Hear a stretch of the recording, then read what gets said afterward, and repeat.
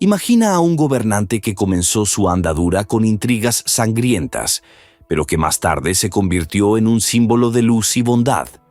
¿Cómo puede un hombre combinar rasgos tan opuestos? Esta es la historia del príncipe Vladimir, un hombre al que llamaron Sol Rojo, por su asombroso cambio de vida. Pero antes de que su nombre se convirtiera en santo, sus acciones aterrorizaban incluso a los más valientes. Vladimir nació alrededor del año 960 en la familia del príncipe Sviatoslav, gobernante de la Rus de Kiev. Desde niño vivió en un mundo de intrigas y luchas de poder. Su sed de poder parecía ilimitada y sus métodos de gobierno despiadados. Pero fueron esas cualidades las que le convirtieron en un gobernante fuerte, capaz de unir las dispares tierras de la Rus de Kiev. Pero más tarde el mismo hombre se convirtió en alguien que ayudaba a los pobres y construía templos. Cuando Vladimir era aún joven, su familia se encontró en guerra entre sí. Tras la muerte de su padre, el príncipe Sviatoslav comenzó una brutal lucha por el poder. Vladimir y sus dos hermanos, Yaropolk y Oleg, reclamaban el trono. Oleg murió primero y Vladimir huyó a Escandinavia para reunir fuerzas. De regreso con un ejército de mercenarios en 980, capturó Kiev y mató a Yaropolk, dejándole como único gobernante. En ese momento, Vladimir era un auténtico pagano que creía en el poder de los antiguos dioses. Para consolidar su poder, construyó un gran templo en una colina de Kiev dedicado a Perún, el dios supremo de los eslavos. Antes de adoptar el cristianismo, Vladimir exigía sacrificios humanos para los dioses.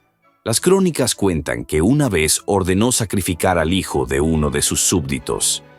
Esto causó temor entre el pueblo, pero nadie se atrevió a oponerse. En su vida personal, Vladimir también fue un hombre de su tiempo. Llevaba un estilo de vida promiscuo, tenía varias esposas y cientos de concubinas. Este estilo de vida reforzaba su estatus de gobernante fuerte, pero no le otorgaba el respeto que se deriva de la verdadera sabiduría. Vladimir se guiaba por el principio de la fuerza.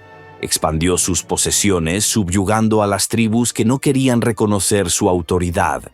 Por ejemplo, incendió ciudades pertenecientes a los Drevlianos, que osaron oponerse a él, pero, a pesar de todo, la historia del príncipe Vladimir no trata solo de crueldad. Sus primeros años de vida muestran cómo un hombre puede ser rehén de sus creencias y de la época en que vive. ¿Qué hizo que este despiadado gobernante renunciara a la sangre y se convirtiera en un hombre al que se llamaría santo? A continuación aprenderá cómo una fatídica decisión cambió no solo su vida, sino toda la historia de Rusia. A finales de la década de 980, Vladimir se dio cuenta de que para gobernar un estado vasto y fragmentado se necesitaba algo más que fuerza y miedo. Los dioses paganos ya no daban esperanza a la gente, y la desunión de los pueblos obstaculizaba el desarrollo. Vladimir pensó en una nueva fe que pudiera unir al país.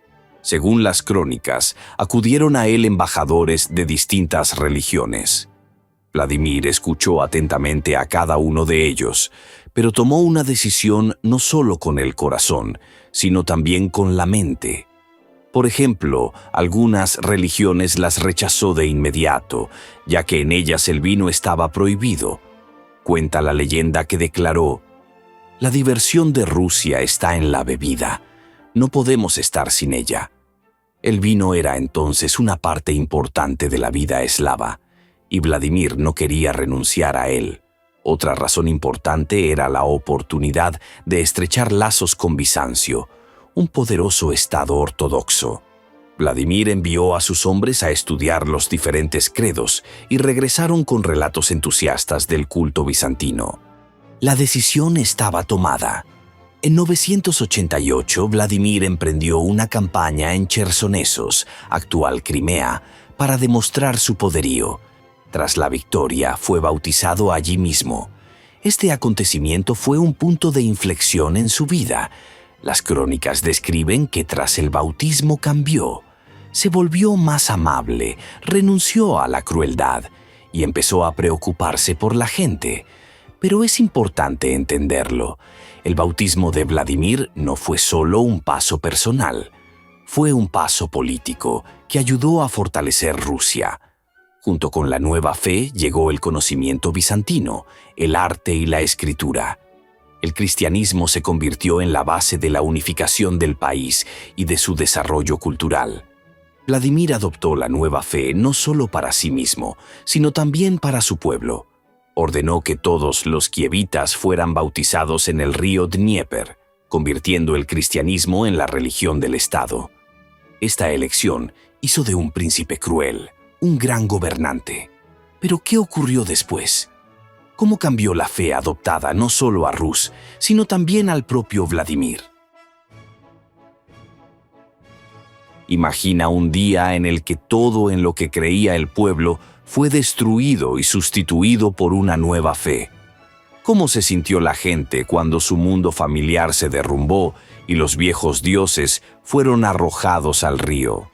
Así comenzó un nuevo capítulo en la historia de Rusia, y su iniciador fue el príncipe Vladimir. En 988, Vladimir decidió bautizar a todos los habitantes de Kiev, pero no fue una sugerencia, sino una orden.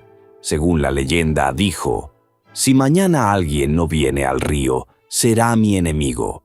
La gente aterrorizada se dirigió al Dnieper. Allí los sacerdotes los rociaron con agua, simbolizando el nacimiento de una nueva fe. De hecho, se obligaba a la gente a bautizarse so pena de castigo, y apenas comprendían lo importante que sería ese día para el futuro del país. Al mismo tiempo, Vladimir ordenó destruir todos los ídolos paganos. El ídolo principal, Perún, fue arrojado al Dnieper. Lo arrastraron por el suelo, lo ataron a la cola de un caballo y luego lo arrojaron al agua. Simbolizaba la ruptura definitiva con el pasado. Muchos lo percibieron como una traición personal, ya que los ídolos formaban parte de sus vidas. Con la adopción del cristianismo, Rusia empezó a cambiar. Comenzó la predicación activa de la nueva fe. Junto con la religión llegaron la escritura, el conocimiento y la cultura bizantina. Por ejemplo, los libros empezaron a extenderse por Rusia y la alfabetización se convirtió poco a poco en la norma para la nobleza. El bautismo dio a Rusia una ventaja política. Reforzó los lazos con Bizancio, una de las potencias más poderosas de la época.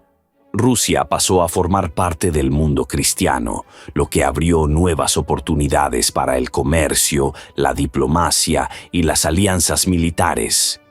Pero no todo fue coser y cantar. La gente se resistió durante mucho tiempo a las nuevas reglas. Fue especialmente duro para los sacerdotes paganos y la gente corriente que habían creído en los antiguos dioses durante siglos. La adopción del cristianismo no solo supuso un trastorno espiritual, sino también cultural. Sin embargo, fue este paso el que sentó las bases de la futura Rusia. El cristianismo unió a tribus dispares bajo una misma fe y creó un sentimiento de unidad. Sin este paso, Rusia difícilmente podría haberse convertido en una gran potencia. Tras la adopción del cristianismo, Vladimir pareció convertirse en una persona diferente. Antes vivía según las leyes del mundo pagano. Su harén contaba con cientos de mujeres y el poder estaba respaldado por la crueldad. Sin embargo, el bautismo supuso un punto de inflexión. Vladimir disolvió su harén y renunció a la poligamia, un paso casi increíble para aquellos tiempos. Empezó a relacionarse con una sola esposa, la princesa bizantina Ana, cuyo matrimonio estrechó aún más los lazos de Rusia con Bizancio. Vladimir pasó de ser un príncipe duro y belicoso a un gobernante que se preocupaba por su pueblo. Las crónicas cuentan que empezó a distribuir alimentos entre los pobres y a liberar esclavos. Por ejemplo, todos los días se colocaban carros con pan, carne y pescado a la puerta de la corte del príncipe, para que cualquiera que lo necesitara pudiera coger comida. Vladimir también organizó la asistencia a viudas y huérfanos, algo sin precedentes para la época. Siguió difundiendo activamente el cristianismo. En lugar de templos paganos, Vladimir construyó iglesias y escuelas. Una de las más famosas fue la Iglesia del Diezmo, que se convirtió en símbolo de la nueva fe. Muchos sacerdotes vinieron de Bizancio para enseñar a la gente a rezar y leer. Esto no solo fortaleció la fe, sino que también aumentó el nivel de educación. El propio Vladimir se convirtió en un modelo de misericordia. Las crónicas cuentan que evitaba el derramamiento de sangre e intentaba resolver los conflictos con la paz.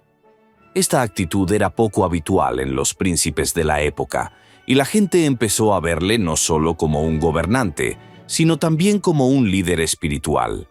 Hoy el nombre de Vladimir se ha convertido en un símbolo de la fe ortodoxa. El día de su bautismo, el 28 de julio, se celebra como día festivo en Rusia, Ucrania y Bielorrusia. Esto demuestra que su legado perdura incluso después de miles de años. Vladimir demostró que una persona puede cambiar no solo a sí misma, sino también a todo el mundo que le rodea. Su trayectoria es un ejemplo de cómo la fe, la voluntad y la lucha por el bien pueden superar cualquier pecado.